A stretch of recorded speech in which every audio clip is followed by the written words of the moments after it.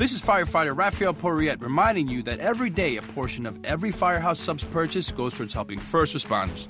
Try the new pastrami Reuben, loaded with hot pastrami, sweet and tangy slaw, and melted Swiss. For a limited time, get a medium pastrami Reuben for just $6.39. Firehouse Subs. Enjoy more subs, save more lives. Limited time offer at participating locations. Firehouse Subs will donate a minimum of $1 million in 2018 to the Firehouse Subs Public Safety Foundation by donating 0.13% of every purchase.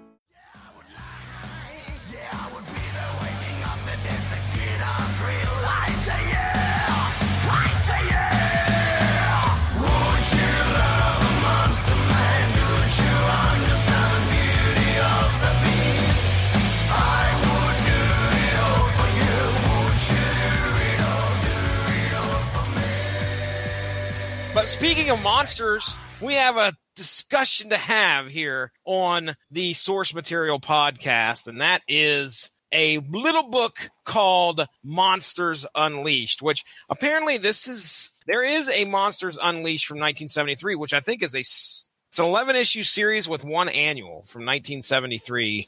Was this a magazine? And it was published by Marvel. So yeah, I mean, like right here, I'm looking at October, the October issue, number 8, Monsters Unleashed, has Frankenstein, and I don't know who that thing is. Also, my Frankenstein. My Frankenstein. I saw that at the con. Did you really? I should have bought it. Yeah, but I don't know how much it was. But I did see that because I was looking for Monsters Unleashed at the con, and I only got a few issues of it, nothing to really speak of, or I was looking for the entire run, and it wasn't there. Well, nobody had it, and nobody had your book either, Jesse. Yeah. Well, let me tell you, me and Golden Age Dave were supposed to do an auction report. You know, Golden Age Dave was not there, but I was kind of like his proxy on his behalf on that auction that I went to Friday. And I cannot wait to discuss the amount of comics that I looked through while I was there, the amount of comics that I watched be bought, and then the amount of key issues that went up for sale.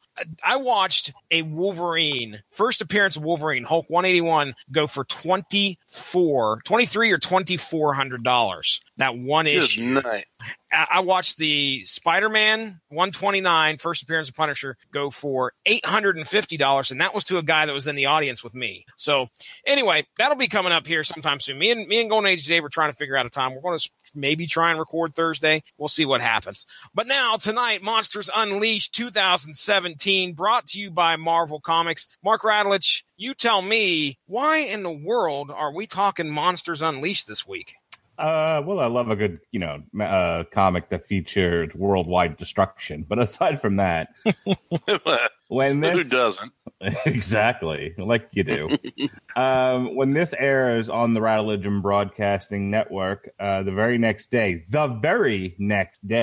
there will be a Damn You Hollywood review of the latest and greatest rock movie, Rampage, based on the video game. And it's going to be the greatest movie based on a video game in the history of cinema. Oh, I don't doubt that. You can't go wrong with a giant ape, a winged wolf, and some sort of lizard crocodile thing tearing apart an entire city. And then right in the middle of all that mayhem, all that rampage, if you will, is The Rock. So, yeah, sir, I think you're not taking into account a little movie based on a video game called Super Mario Brothers.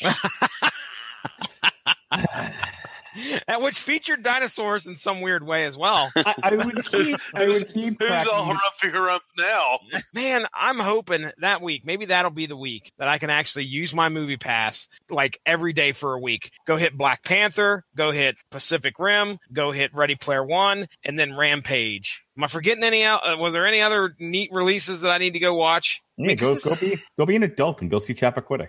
No, go be an adult with good taste and forget the Chupacabra movie and go see A Quiet Place. Ah, yes. Robert Winfrey put that out there, and I almost chimed in and said, I wouldn't mind. I don't like going and seeing scary movies either, Mark, but I nut up, and I'd do it for the network.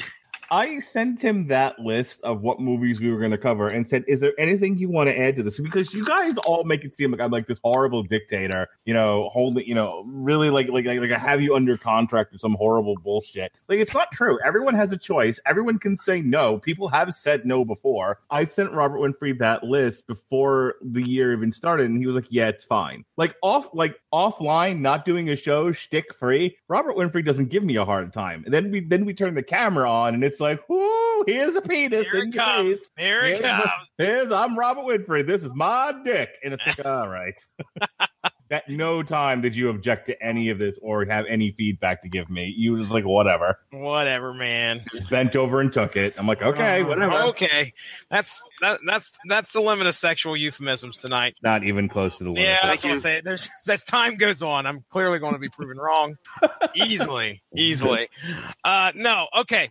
So we got Rampage coming up, and so we want to celebrate it by doing Monsters Unleashed. Now, Mark, did you have any idea what you were getting into when you picked this book? No, I was literally looking for, when I saw that Rampage was good, first thing I did was see if there was ever a Rampage comic or anything like it. And, oh, yeah, that's right. We were looking for stuff like it. And then it was like, okay, well, who are the biggest monsters? Well, we've got King Kong and we've got Godzilla and all that stuff. But they have their own franchise of movies. I didn't want to do a Godzilla comic connected to Rampage because Godzilla's going to have Godzilla has his own movies, and I wanted to save it for that. So I was like, okay, so what else is out there that features giant monsters wrecking a city?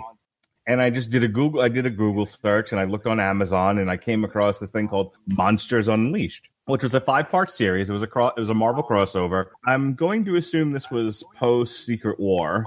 Uh-huh. I believe so, because we have two Spider-Men in the same universe.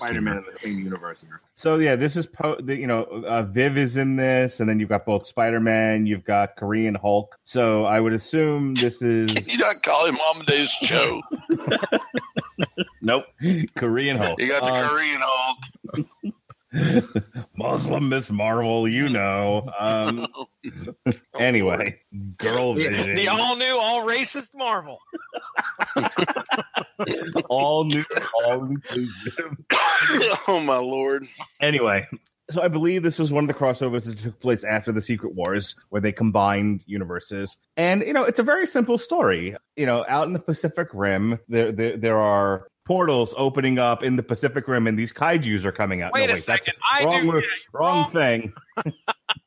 Although up. I saw a kaiju from Pacific Rim in this book. There were so many monsters. So many. No, the real story here, and Jesse's going to go through the whole like nickel and dime plot thing, but basically, a bunch of kaiju, a bunch of giant monsters just started attacking cities, and I was like, okay, well, that's perfect. That's a bunch of monsters attack in Rampage, a bunch of monsters attack in this Marvel series. This is the kind of perfect thing to talk about to synergize with this movie. And I do love a good monster mash. Sure. He did the mash. He did the monster I was going to say, where's the singing? The graveyard smash. He did the mash. Okay, now, whatever happened to my Pennsylvania twist? He did the mash. All right, damn it. Full disclosure. So we can get Ronnie off the hook and make it so it doesn't sound like we're trying to force anything from Ronnie Adams here. Ronnie Adams did not have the opportunity to read the book because he's been a busy man. We understand that. Don't say anything about the podcast, Mark. Been a busy man. Ronnie, all you get to do is you get to listen to the synopsis, and then I might throw some questions your way, what you think, whatever, whatnot. Yeah, please but just feel free to hop in with whatever your thoughts are, and okay. We'll get to it. We will get to it. So, Monsters Unleashed. Now, I want to talk about the creative team real quick because I always do. Number one, I want to give props to the creative team, but we've talked about the writer of this book before. I think, if I remember correctly, Colin Bunn came up during the whole Revolution. Was it Revolution? Yeah, that one. IDW's Revolution. I think Colin Bunn wrote that one. So we've discussed that in the past. So we've had the chance to talk about Colin Bunn's work before. I don't think we weren't too impressed, although it was it was a fun story being told there with IDW's Revolution. Well, Now he has the chance to do Monsters Unleashed for Marvel. I didn't know what to go in here and expect, but he does a fine job spinning a tale. We're going to get to that here in just a second. Now, as for artists, I believe there is quite a rotating band of artists throughout these 5 issues. I know I saw Adam Kubert listed as one, Salvador LaRocca, which is one of the hotter artists today, I believe. There's a few others that are on here that contributed to the story. I didn't have any problem with the art, so just put that right up front. There wasn't really much out there that kind of turned me off to it. It's big 2 Marvel art, and it did a fine job. I like seeing any of the Kubert boys on anything, so I was pleased to see that. All right, let's go ahead and get into the story here. Now I'm going to open up this synopsis with actually just kind of reading the preamble or the stuff right at the beginning of issue 2. And it says, Monsters Unleashed. When giant monsters known as Leviathans, start raining from the sky and wreaking havoc all over the world, it is up to the heroes of Earth to stop them.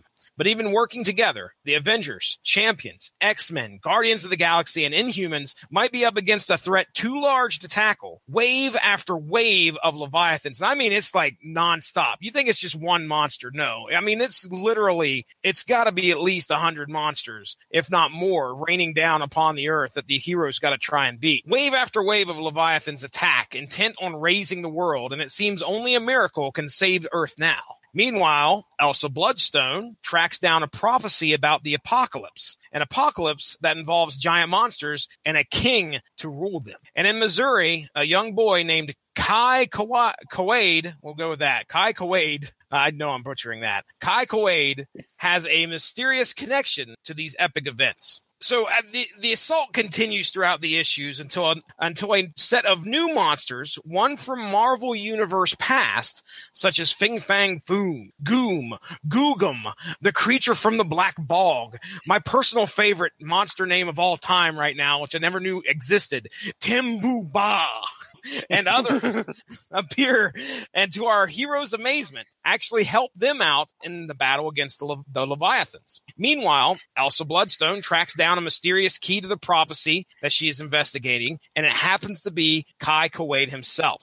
Near the end of assisting the Avengers, the Marvel monsters then mysteriously vanish into thin air. Elsa Bloodstone shows up and explains that Kai Quaid has a set of powers allowing him to draw monsters. And when I say draw monsters, he's got a pen and a piece of paper, and he's drawing these monsters, and he teleports these monsters to where he wants them to go. And he's been using these powers to move the Marvel monsters to wherever they are needed.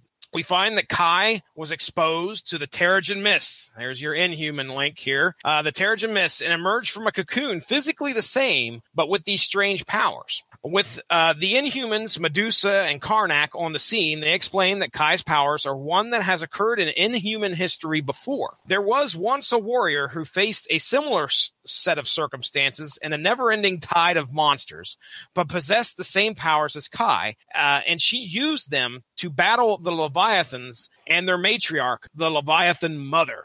And now it seems that history is repeating itself with Earth in its crosshairs.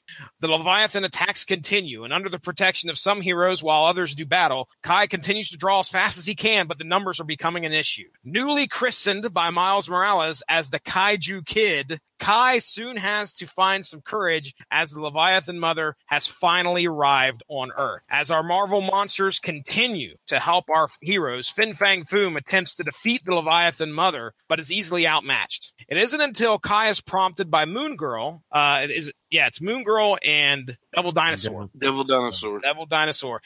They make their appearance here. It isn't until Kai is prompted by Moon Girl to draw some monsters of his own making. Using his own creations to battle the Leviathan Mother, he is almost defeated when separately each of his monsters are bested. Kai realizes he is going to need to do something more to defeat this threat. And remembering one of his father's many parables that he grew kind of tired of, one of the things that he remembers his father saying was that 5 fingers can make a fist, or 4 fingers. If you listen to our Metal Hammer of Doom Extra, we got the 4-finger death punch. 5 fingers. Wait. What? It came up. Mark Radulich woefully misquoted the name of the 5-finger death punch band as 4-finger death punch. Quickly corrected himself. So anyway, it's a reference. Five fingers can make five fingers. Hey, your pig is filthy. No, nowhere a deep as cut as that, sir. None whatsoever. So his father has said in the past, 5 fingers can make a fist. So Kai frantically grabs his pad and draws a new monster, combining all of his creations into one Megazord, finally defeating the Leviathan mother. At the end of the story, Kai returns all of the summoned Marvel monsters to where they belong. The Inhumans help Kid Kaiju, his family, and his new monsters, who are still around, relocate to the lost island of Mu, M-U. Well, let's go ahead and we'll start. Mark, I mean, what'd you think, dude? I want to direct this movie. This needs to be like the next phase of movies that lead to this as like the big Avengers team up movie. Like whatever phase 4 or phase 5 end up being, can we please build towards this? This is fantastic. This continues to get bigger and bigger. I love my favorite part about this entire story is that you have all these titans of, these new gods of the universe, all of these superpowered beings. And no matter what they do, no matter how hard they try, no matter how many of them there are, they are still not enough to take down the army of Leviathans that are romping and stomping all over the earth. And it comes down to one kid who didn't ask for powers, one kid who didn't want the powers, barely knew he had the powers, and he has to, push himself with the help of Moon Girl to find the hero within and draw. I love the fact that what saved the day wasn't pure muscle, but his creativity. Mm-hmm. His brain, his mind, these pictures that came from somewhere deep in his soul are what he used to create a powerful enough being to stop an alien monster from nesting on the planet, raising it, and raising a bunch of her babies, like you do. So I was going to say this was such wanton destruction. I mean, buildings are being destroyed left and right throughout this whole thing in major cities. It's not just located in New York City. New York City? No, it's all over the world. Dude, I went pace salsa. I did. No, it was all over the world. I mean, there was Paris. It was just complete. Yeah, there was no corner of the earth left untouched by these things. And again, you had all the smartest beings in the universe, the most powerful. You have a Korean Hulk. You have everything. And what? He is Korean. Shut up. He ain't just Hulk. He's Korean Hulk. Okay. Yeah. We have to differentiate between him and Bullet Hole and the Head Hulk. Oh, okay. All right. Apt descriptor. The one that was murdered in cold blood by Hawkeye. Oh, we've had this discussion. Don't bite, Ronnie Adams. I'm trying. Anywho, I really enjoyed this. I mean, this was a real page turner for me. There's a difference. See, here's the thing.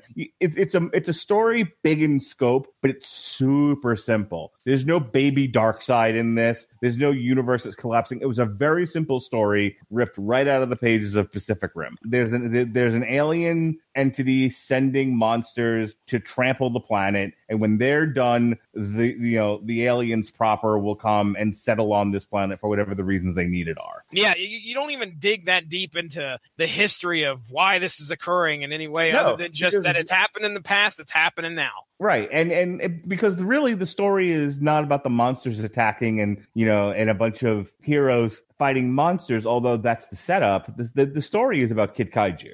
And I thought he made for a very interesting character. He's somebody who I'd like to see portrayed on screen, and have that arc of someone who's like, look, I didn't ask to be exposed to Terrigen Mist. I didn't ask powers. I sure as shit didn't ask for my drawings, my private drawings, to suddenly come to life and start knocking buildings over. I don't want any part of this. And it's like, but you are the key to, if you don't do something, there isn't going to be an Earth left, and he has to, and it's that great, fantasy arc of you have to find the hero within, and step out of your comfort zone and confront all of these uncomfortable things. It's great. It's perfect. It's a cinematic, it screams cinematic wonder. I mean, on the one hand, you have all of this wanton destruction and you have all of these fights, Kaijus, on the other hand, it was a very personal story about a kid finding the hero within. I loved it. I could have read 10 more stories like this.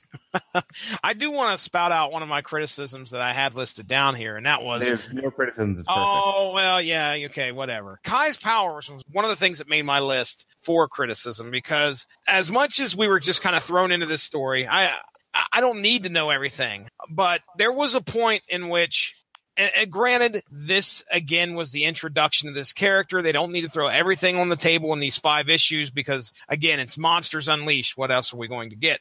But there's a point in the issue, I think it's issue 5, where he has his creations that he made actually come to life. And they're attacking the mother Leviathan, or Leviathan, the big alien Leviathan mother. And one of them falls down and gets killed. And you see Kai fall back, and his nose is bleeding. So he has some kind of a psychic link to the ones that he's created. Maybe his powers might have needed a little bit more fleshing out, just to kind of give me an idea. Okay, why is this happening? Why does that happen? At first, I was like, "How?" It need to be fleshed out now. Is this? I mean, because Kid Kaiju has his own series. Oh, he does. Yeah, surprisingly, I should have known that, because this felt like a set up to him. Yeah, when this ended, they started a Monsters Unleashed series. I actually have one of them on my to be read pile, and then there's another one coming out in a couple of months. So that's an ongoing series. Oh, okay, I didn't know that. Well, you're right. It doesn't have to be all thrown out here. Then obviously they're playing the long game. They're introducing you to the character,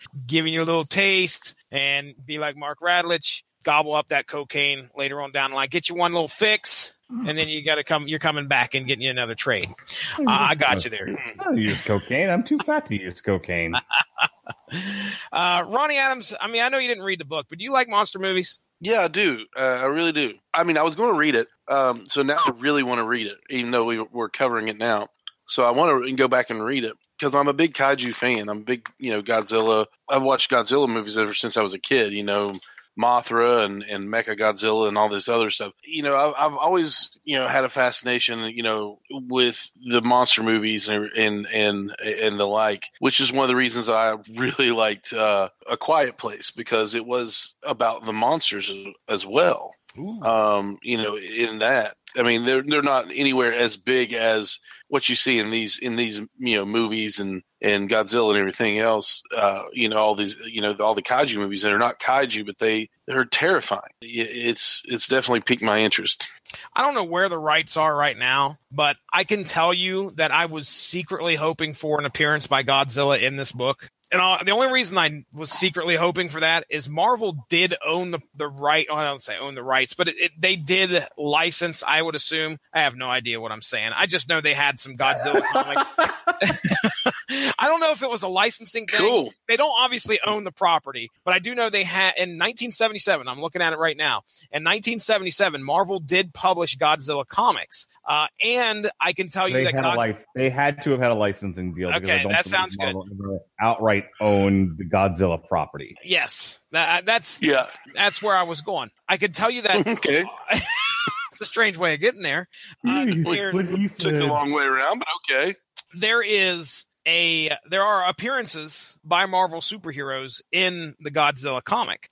So I was kind of like, oh man, that would be so cool. But of course, I don't know where or what Godzilla, if they even want to pay the money to do anything like that. Obviously they didn't, but Marvel at one time did publish Godzilla King of the Monsters. I was a fan of this. I'll tell you right now, Mark, you said it was a very cinematic book or something that you just love to put on screen. It would be just incredibly expensive to put into movie form, I think.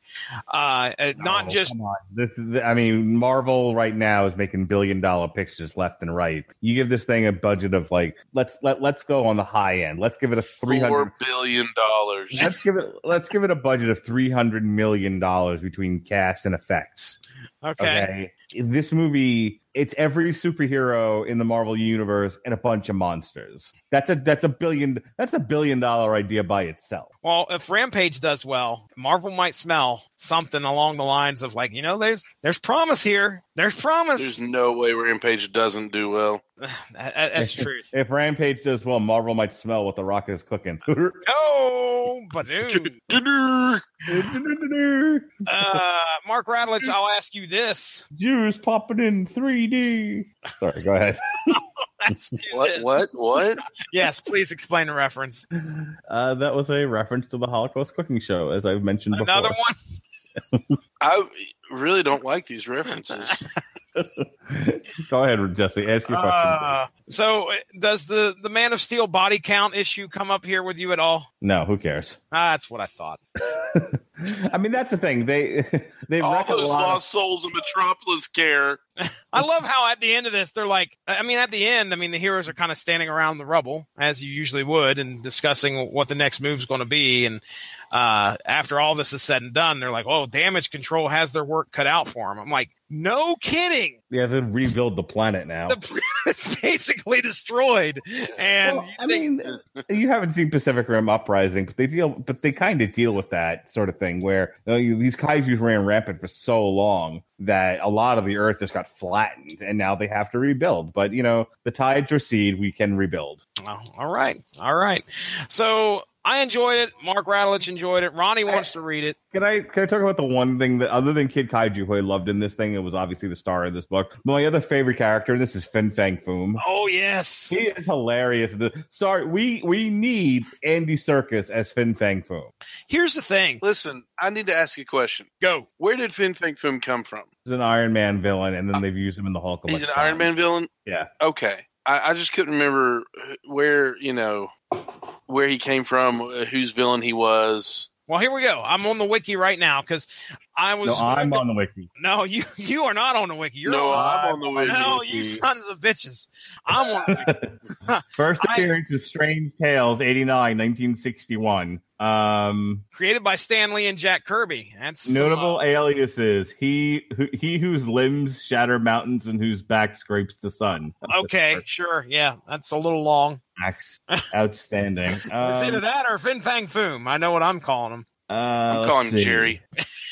Jerry. The character first appeared in the standalone story of Fin Fang Foom in Strange Tales and reappeared in Astonishing Tales 23 and 24. He was impersonated by the Midgard Serpent in Thor 379 in 1987. His first story was reprinted in Fantasy Masterpieces number 2 in 1966, Where Monsters Dwell number 21, May 1973, Marvel Monster Works in 1990. Foom eventually appeared in Marvel continuity in Legion of Night 1 and 2 in 1991. They made multiple appearances in Iron Man, and then they just list a bunch of Iron Man comics, and then Iron Man Volume 3, 15 through 18 and 99. An alternate version appears in Mutant X Annual 2001. I own most of that series. I haven't read it.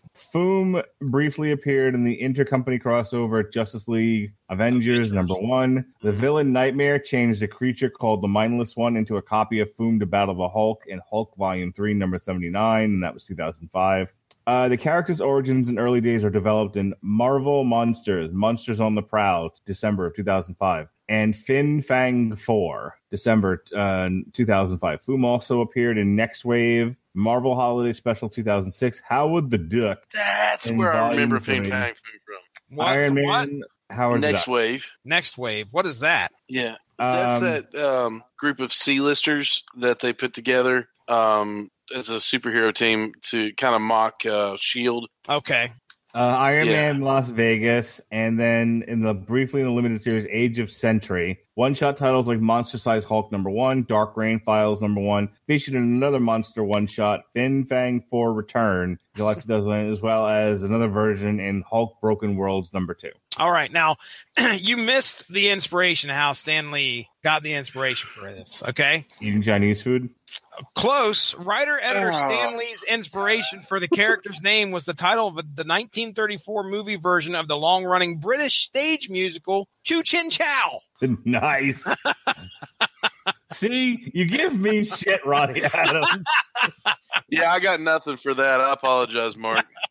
Thank you, sir. Apologies. Choo Chin Chow. Choo Chin Chow. Ching Ching Chow. Yeah, absolutely nothing on that one. 20 dislikes. I'm reading from the wiki. Damn. Okay. Yeah, I was going to kind of echo what Ronnie said there. I don't know much about Fin Fang Foom. I've known he was a character for quite a while. I didn't know he was an Iron Man villain. I thought he was a Fantastic Four villain for some reason. But, well, he's a villain nonetheless, and he would usually show up and give the heroes a hard time. But, yeah, it was fun. He had a bit of an ego in this book, and it was fun to read his Colin Bunn's take on him. So, there were Marvels. I guarantee you, if you were a Marvel monster fan and you followed those Marvel books that Mark kind of listed off there, Where Monsters Dwell, you probably recognized a lot of what Kid Kaiju Kid Kaiju was bringing into this fight. So there's probably all sorts of little Easter eggs me and you guys never had a chance to pick up on. But regardless, it was still a fun story. It's actually a decent story. I think it's told well.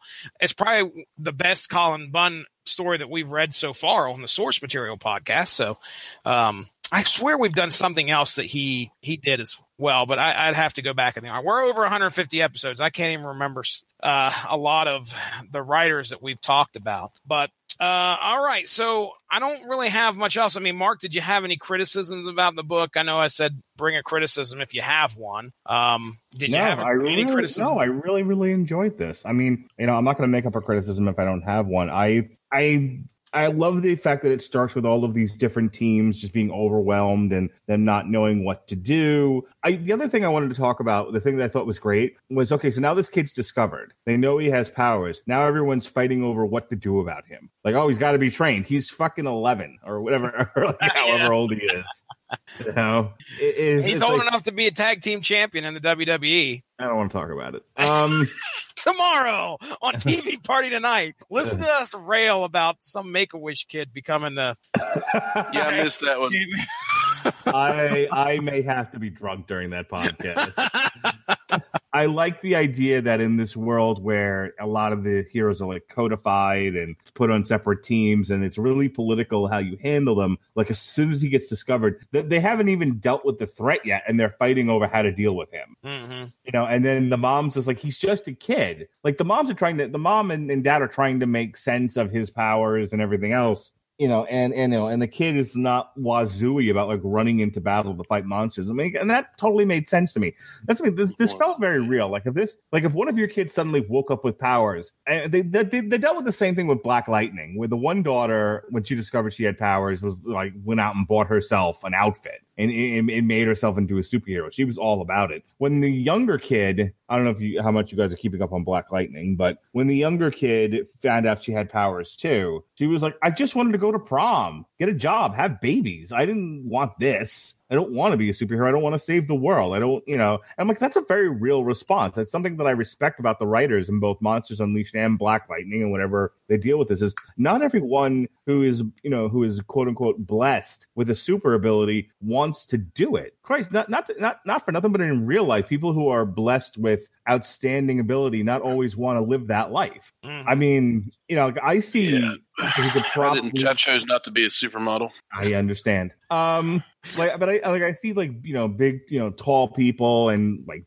they don't necessarily gravitate towards basketball or any kind of other athletics. They went and got regular jobs for whatever the reasons are. There were just some people who, I mean, I look at like Kurt Cobain. Kurt Cobain was obviously in Nirvana, and he was murdered by his wife. Not a popular opinion, but we'll let you continue. It's the right one. It's not an opinion; it's a fact. Right. I remember, towards the end. Look at you.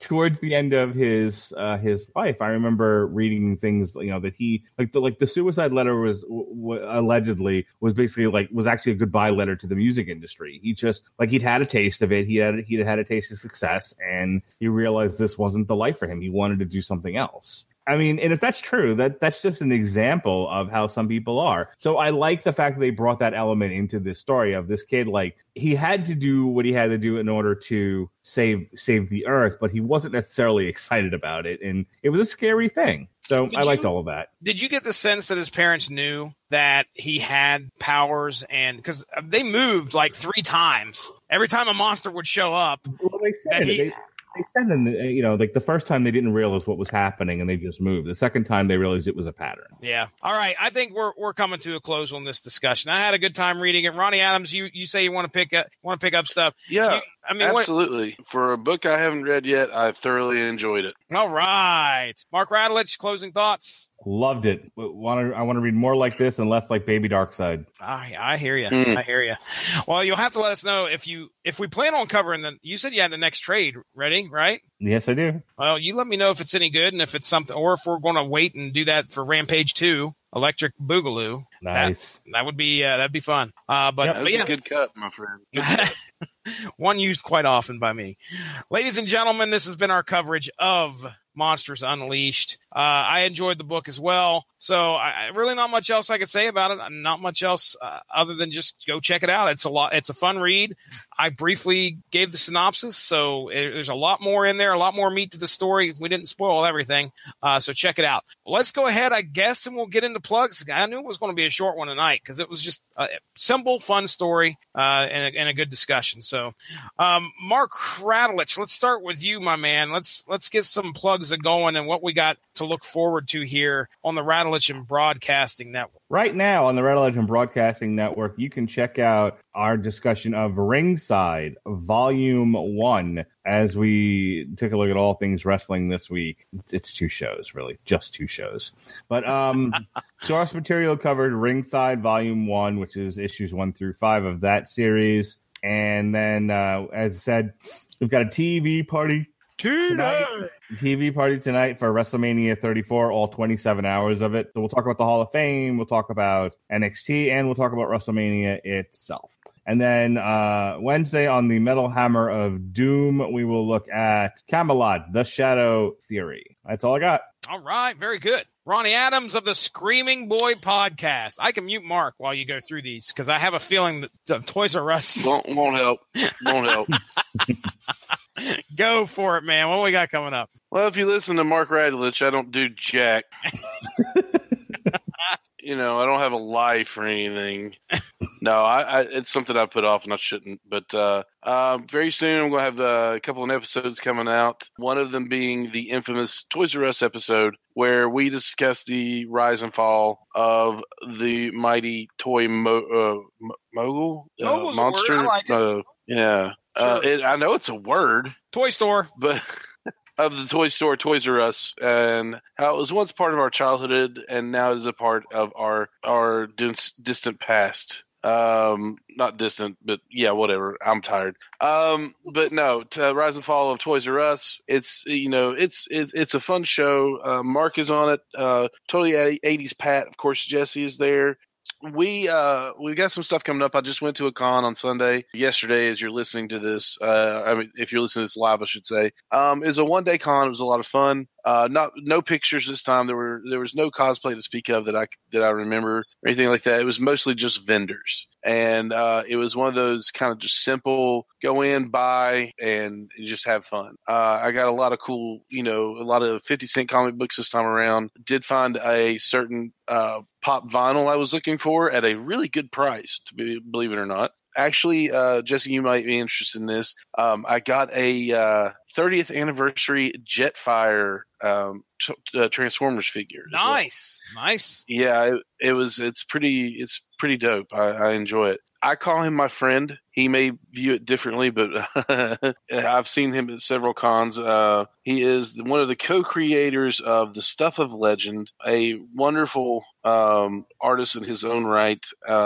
And I've seen him at several cons. And he was there. Brian Smith. So the next one coming up is going to be in July. It's going to be Raleigh SuperCon. So you'll expect lots of pictures from that. So we got some stuff going on the Screaming Boy side, and some more shows that I'm working on getting booked and to discuss certain things. We'll definitely have those episodes out within the next couple of days. So we're gonna we're getting it done, no matter what Mark Radulich says.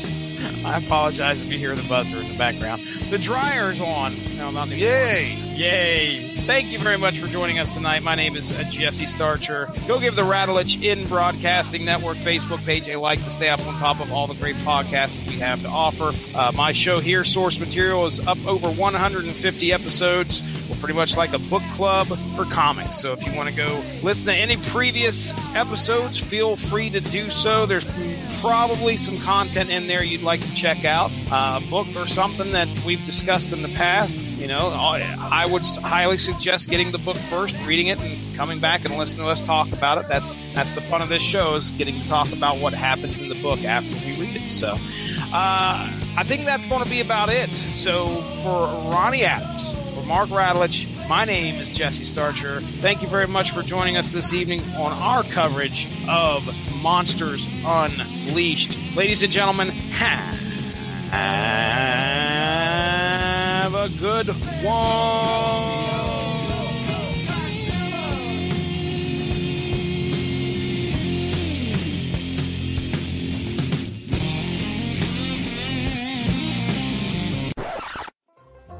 Your contract requires you to produce, sir. You remember? I don't have a contract. Will that help you get your show up faster?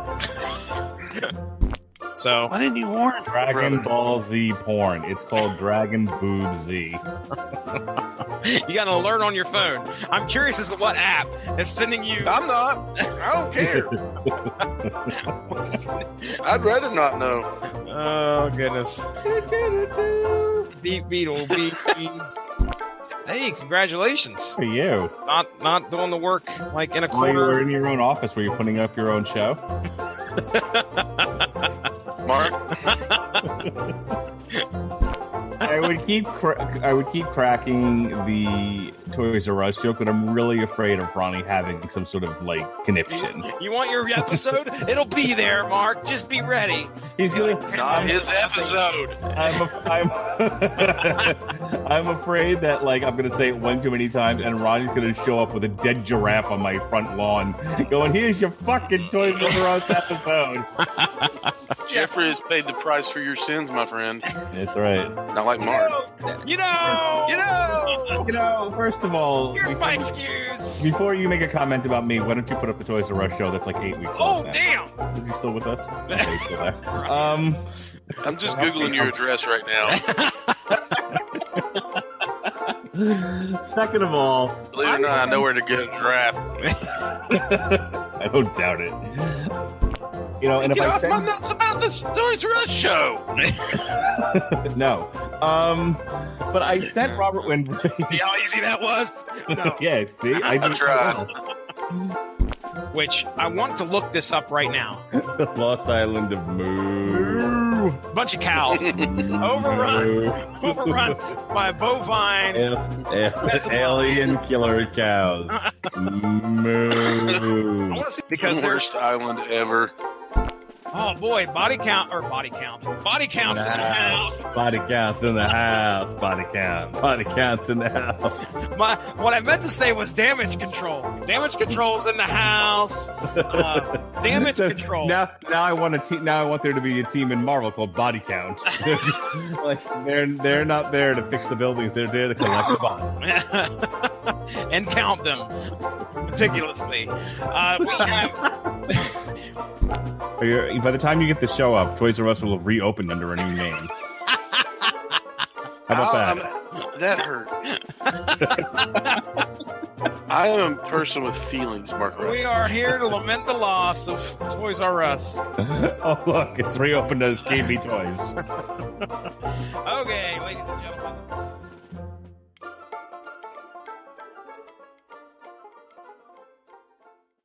This is firefighter Raphael Porriette reminding you that every day a portion of every Firehouse Subs purchase goes towards helping first responders. Try the new pastrami Reuben, loaded with hot pastrami, sweet and tangy slaw, and melted Swiss. For a limited time, get a medium pastrami Reuben for just $6.39. Firehouse Subs. Enjoy more subs, save more lives. Limited time offer at participating locations. Firehouse Subs will donate a minimum of $1 million in 2018 to the Firehouse Subs Public Safety Foundation by donating 0.13% of every purchase.